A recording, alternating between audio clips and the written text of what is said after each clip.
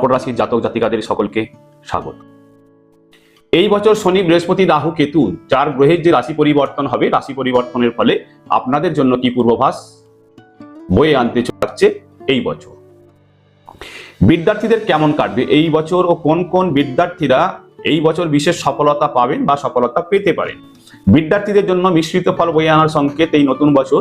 March মাসের 29 তারিখ পর্যন্ত পঞ্চম ভাবে শনির দৃষ্টি থাকবে। মে মাসের মাঝামাঝি পর্যন্ত, মে মাসের 15 তারিখ পর্যন্ত দেবগুরু বৃহস্পতির দৃষ্টি থাকবে। বিদ্যালাভের সঙ্গে সঙ্গে অলসতাও থাকার সংকেত।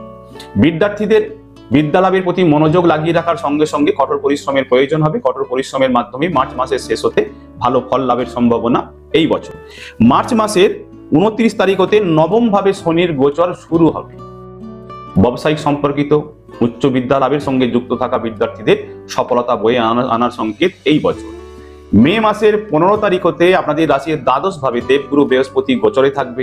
উচ্চ বিদ্যা লাভের জন্য যে সকল বিদ্যার্থীরা জন্মস্থান হতে দূরে কোথাও যাওয়ার অপেক্ষায় আছেন, প্রচেষ্টায় আছেন, বা নিজের রাজ্য হতে অন্য রাজ্যে পড়াশোনার জন্য যাওয়ার অপেক্ষায় আছেন, বা নিজের দেশ হতে অন্য দেশে যাওয়ার অপেক্ষায় আছেন, সফল হওয়ার সম্ভাবনা এই বছর।